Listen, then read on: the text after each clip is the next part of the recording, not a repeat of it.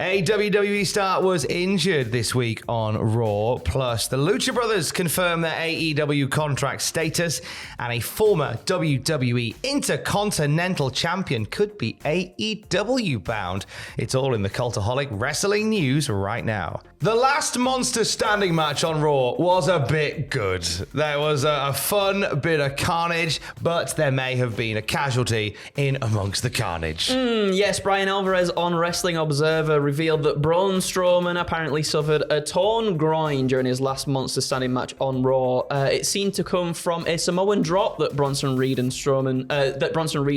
Strowman, and then sort of afterwards you can see Strowman's in a little bit of discomfort, I believe, when he's sort of like bouncing off the ropes, running towards Bronson to hit him into the chairs that's on the outside. You can see he's struggling a little bit. At one point, Strowman was communicating with the referee, who seemed to be sort of talking to the back as well. Alvarez says he's since had it confirmed that it was a torn groin. Now, in terms of how long it takes a torn groin to heal, it depends how much the groin is torn. It can take a couple of weeks.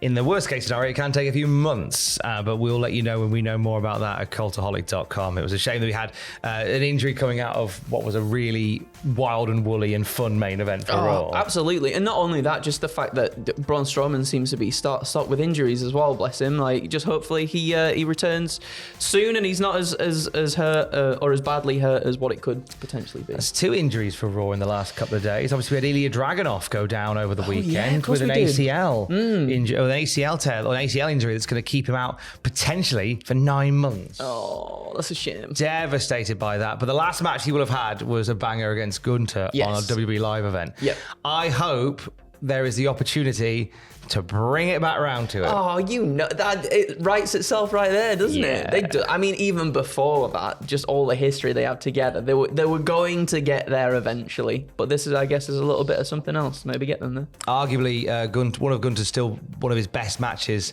in WWE was on NXT UK against Ilya Dragunov. It was during the pandemic, and it was in an empty arena, but my God, they went for it. And you can tell it was that good as well, because WWE did that whole reaction thing to it, where they got superstars to sit down and watch it and be like, oh my God, this is insane. Yeah, that was very, very cool. So good. Let's talk Lucha Brothers. So there's been lots of conversations about Penta and Rey Fenix heading over to WWE. There were reports that said they were already signed. Then there were reports that said, actually, whoa, stop the car. They've not signed yet. It's best to bring it from the mouth of one of the Luchas themselves. Isn't that correct, Andrew? Yes. So Penta from the Lucha Brothers spoke with Mas Lucha about his current contract status with AEW, saying, I'll say this, I'm still under contract with AEW. That is my present. I have not thought about my future because I prefer to think about my here and now, and my now is AEW. If they decided to not have us in matches, that's their thing, but I am ready for the day they'd need me to go to work with the same energy and enthusiasm I've always had. We will see what happens in future months, but I am still in AEW, and I cannot even think after talking to another company, because that is not of my involvement. He goes on to say, my legal team, lawyers, and that stuff will handle everything relating to contracts and the like, but my job is inside that ring and with the fans. Everything that happens outside of that will be handled by my people in their areas. My present is in AEW. Quite frankly, I don't know what will happen in the future. I can see them going to WWE still at some point. You know? I agree as well. It kind of reads, at least to me, that might be in the mind for sure. You know? Yeah, I think the fact they've not been on TV, despite the fact they're still under contract, and they were taken out of a major match for Wembley, suggests that they probably do have one foot out the door still. Because it should have, in theory, should have been Death Triangle taking on in the London Ladders match. But it wasn't. It was Pac, and mind you, they've now formed their own thing away from the Lucha Brothers. But I thought if they're still on contract and they're still in the best of books, I thought we'd have seen them on telly by now. Me too. Well, it remains to be seen, doesn't it? It does indeed. Black Label Pro in the news today. Now, BLP has been one of those indie promotions that since 2017 has been one of the stronger ones out there. There's been a lot of love over the years for BLP. We've seen guys like Ethan Page, Calvin Tankman, Jordan Grace as well, a former BLP champion in herself. Current BLP champion, former Jinder Mahal, Raj Desi as well. They were looking to do a show next weekend called Fancy Wrestling, and there's a big card planned for it. But just out of the blue, Black Label Pro have given an update on their future and said, unfortunately, we have decided to cancel Fancy Wrestling and the rest of the events upcoming. We're going on a hiatus for the time being. All tickets have already been submitted for refunds. Thank you for all the support. Mikey Blanton, who is the BLP promoter, tweeted that he was mentally exhausted following the announcement yesterday. Always tough to see when a strong wrestling promotion on the indie circuit goes down, because that is where you're great and your good will always shine and always come through. So we don't quite know the full story behind the very sudden shutdown of Black Label Pro. Of course, we'll let you know more when we know more.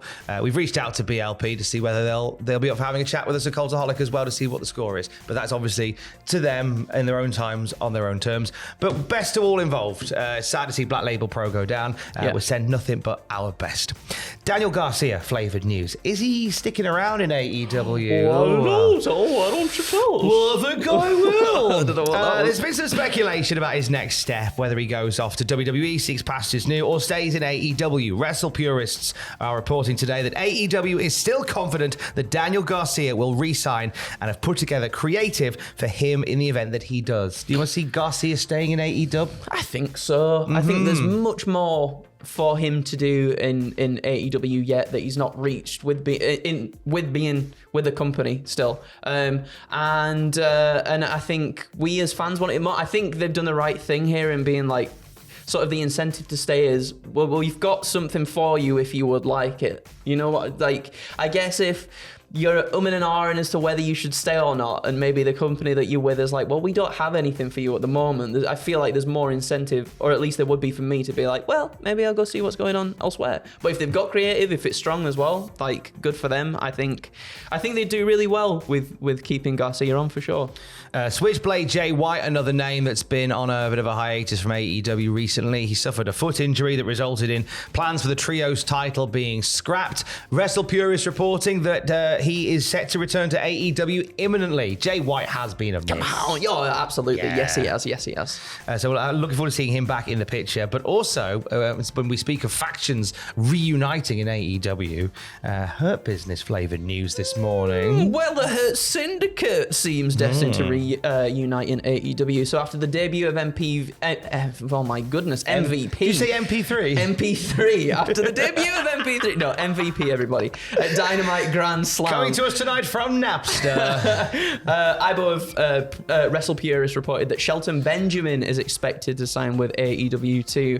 There's been reports over the past few weeks suggesting that the Hurt Business could come back together in AEW, with multiple talks being held recently. So, could Bobby Lashley also be on the verge of joining too, maybe? But Shelton Benjamin, there ain't no stopping him, no. And I'm very happy for that as well. If that does come to fruition, more than happy to see him on telly again. It's been 20 years, believe it or not, since Shelton Benjamin went to Raw in the brand split and had that win over Triple H, and everybody went, he's good as a singles wrestler. That's frightening to think it's been that long. 20 years. Because I remember watching that over as 20 well. years, actually. Oh my God. That's insane. Yes. Yeah. Absolutely yes to everything. Shelton Benjamin.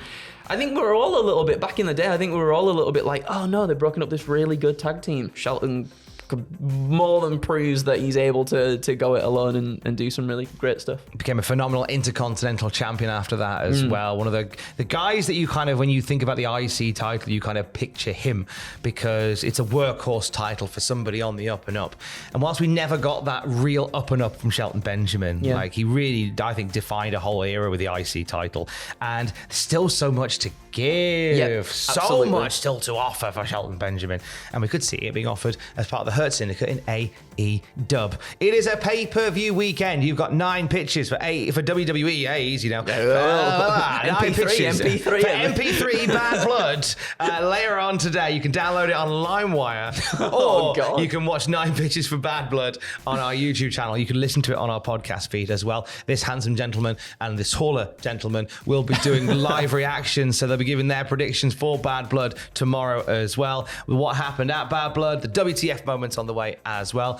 And yesterday as well, you were looking to spice up the wrestling music world for WWE, so they didn't have to. Yeah, well, with the sort of like the reports that maybe WWE will be looking to use licensed themes for wrestlers going forward when the stuff with Death Rebel, when their contract with Death Rebel is sort of up. Me, Ross, and Adam decided, should I say, let's get Adam and Andrew to see if they can come up with some licensed theme songs for some wrestlers, which was very fun. I enjoyed it very much. That is on our YouTube channel as well. And whilst Jack is not here, the Swans will fly tonight on twitch.tv/Cultaholic. Owen will be guiding the careers of the Birmingham Swans at twitch.tv/Cultaholic from 6 p.m.